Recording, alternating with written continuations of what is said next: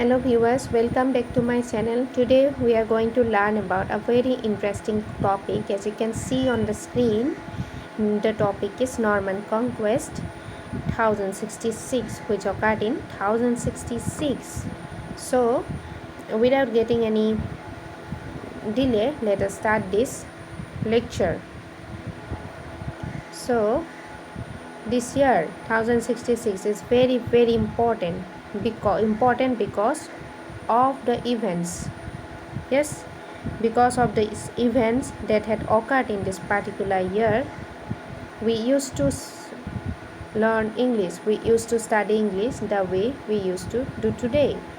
If the events had not happened in that particular year, then English would have sounded completely different, something like that of Danish or German. So in order to understand the influence of this conquest, we have to get some idea regarding its history. So let us discuss about the history behind all this happening. So in the year 1066, in the month of January, Edward the Confessor, the last of the Anglo-Saxon king, dies, and crisis arises when the king died without leaving any direct successor to the throne. So because of in this period, three contenders from three different places appeared. The first contender was Harold Godwinson. He was a local duke. He was very powerful, influential person of the local. So the local Wighton immediately crowned him as the next king of England. Then the next contender's name was William, the Duke of Normandy, who was ruling France then. So the William claimed that the king before his death promised him the throne. Even Harold Godwinson also had sworn an oath as a witness to the promise. So therefore he started claiming the throne, and the next contender's name was Harold. He was a Viking king. He started claiming the throne on the basis of some ancient lineage. So the clash between these three kings started. So in the very first, Harold marched to north because he wanted to defeat William, the Duke of Normandy. So therefore he marched to north. So there, in the Battle of Stamford, historic Battle of Stamford, he defeated Harold, the Viking king, the Scandinavian king. And meanwhile, what happened? William reached the English shore, the south of the England shore, and then occurred the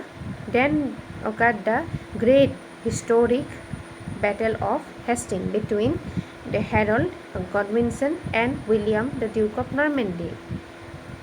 The English troop, during the battle, the English troop formed a shield, which the military historian used to call it as English shield wall. So it was a literary wall made of wood. So for the Normans, it seemed very difficult to penetrate this wall. So then William planned a trick.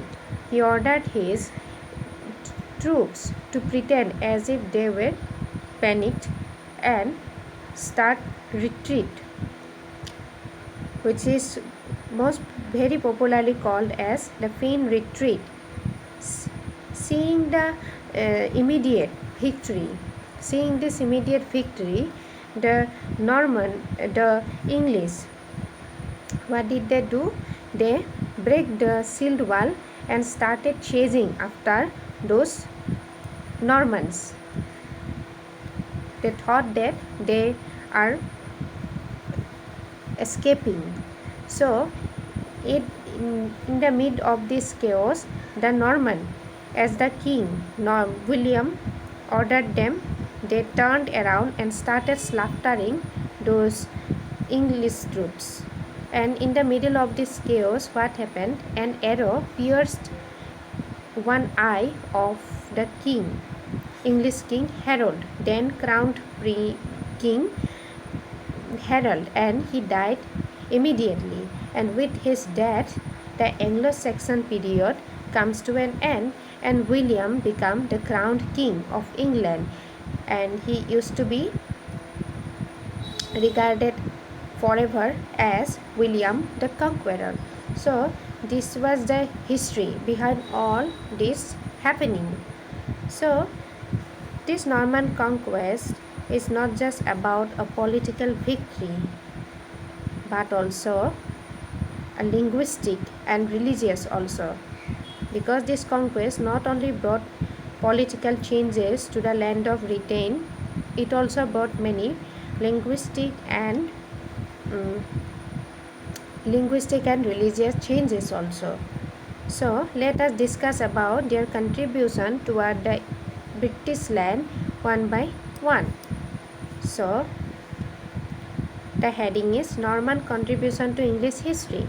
So the first and most important changes that the Normans brought to England was the introduction to feudal system and the castles. So feudal system, in this feudal system, as soon as William became the master of England, he dismantled the earlier Anglo-Saxon nobility. So he took over each and every land of England and distributed those land among his Norman friends, the barons. So in this feudal system, the king used to hold the supreme power, but before this conquest, the whole scenario was completely different. The baron used to avoid the king and they used to take many major decisions, but now the king used to hold the supreme power, and below the king remained the power of the barons, the knights and the peasants. So this was the hierarchy of the feudal system, right? So the next major contribution of them was the introduction of the stone castles. So before the conquest, the English castles used to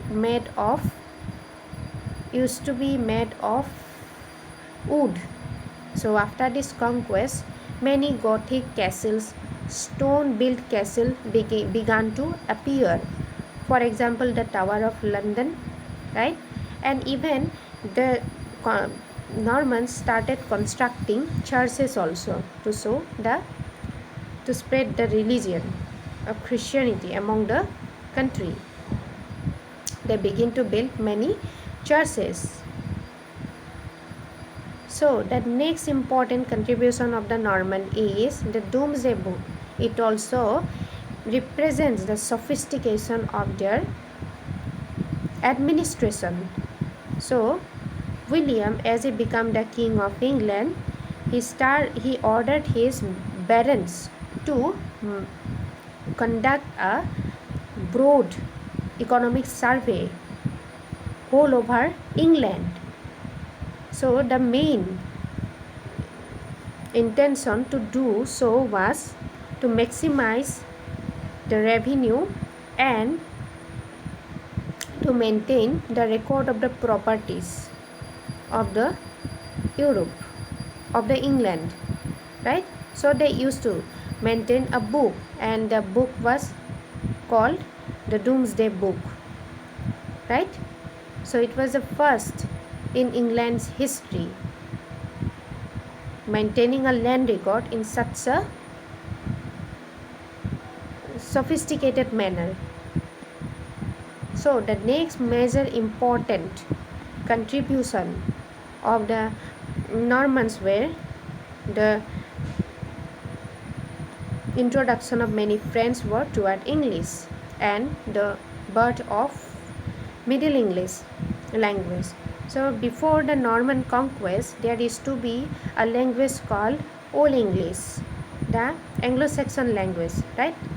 So after this battle, the many Norman French words started merging with the Old English and gave birth to a new language that is called Middle English.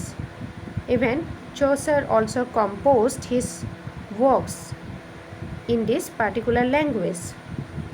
So after this battle, after this Norman conquest, so many French words started flooding our English language. So today, even today, the words like beef, mutton, pork, so government, court, these all are French words which we now consider as English word, but these are actually French word which we still use as English words, right?